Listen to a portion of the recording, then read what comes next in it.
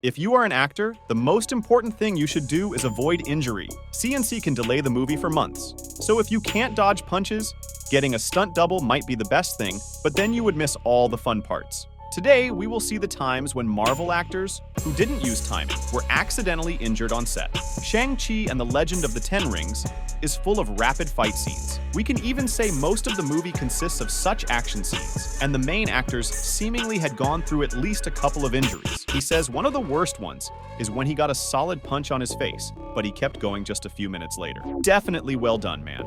When you hear the phrase "my back," probably Tobey Maguire comes to mind. But unlike him, Benedict Cumberbatch actually almost broke his back when filming Doctor Strange 1 in the action scene between Scott Adkins and Dr. Strange. Scott should have throw him into the barriers and punch his chest, but each time he missed that or didn't punch strong enough after 10 tries, they both thought these must end. So Strange came a bit close, and Scott Adkins punched a bit hard. You might guess we're close then. He broke barriers and fell on his back. They stopped the film, and for 2 weeks until his injured passed by. Hardest part of being Spider-Man is not doing all the flips and acrobatic movements.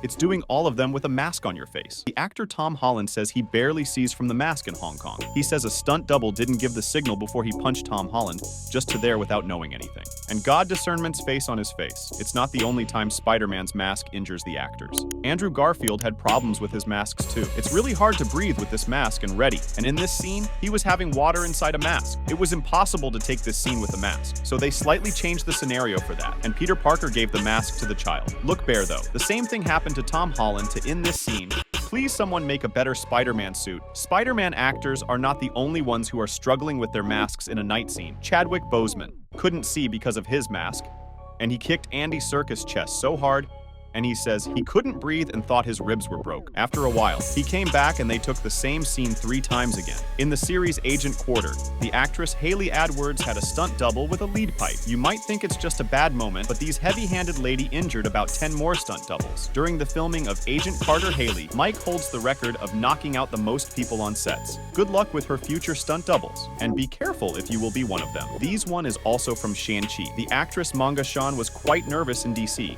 and she accidentally punched Simi Will Yu's face. The funny part is that scene was included in the final movie. In an interview, she said it's her favorite scene of the film. It was an accident. God, it felt good. In Thor: The Dark World, Chris Hemsworth wanted to try his luck his whip, but as soon as he took it, somehow he stepped over, and the web bombed into his face. He got a scar on the face, and in the rest of the scenes, they cover it with makeup. You remember these actual from the iconic elevator scene in Captain America: The Winter Soldier for Unreal Engine, or at least one person in each movie. Even Scarlett Johansson, while her share of Grillis punches a few times in Disabled Work Set. Scarlett says she prefers to not use stunt doubles in such scenes. Frank punched Chris Evans do in the elevator scene. They both punch each other on limited times. It took 6 days to film, and after that, they both walk around with ice packs. The Winter Soldier scenes were full of close-up fights. Sebastian Stan started training for these movements months before the filming and onset. They took these scenes in such a short time, but when he went back home, he started to feel all the pain because of the damage. There's a scene in The Avengers where Lucky tries to spear Thor,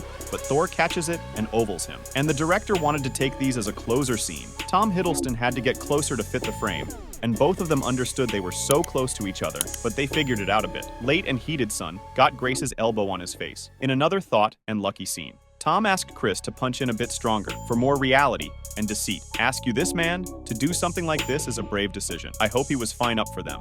In Far From Home, Tom Holland says his face was crushed in an actual scene, but for not losing time, he continued to play with a bloody face after that. They removed the blog with CGI. In Thor: The Dark World, Natalie Portman's scene, where she laughs Thor's face, was not in the original scenario. She suggested it, and after the director's approval, she gave a solid slap to Hemsworth, and they took the scenes more than once a moment of silence for Chris. Tom Holland says Parliament, No Way Home scenes were full of blood, sweat, and tears, and he's not exaggerating. The scenes of Green Goblin and Spider-Man were an easy to play. Tom busted his hand up, and his knuckles were all bloodied, and they were both exhausted. In the original Spider-Man trilogy, we learned the full stretch.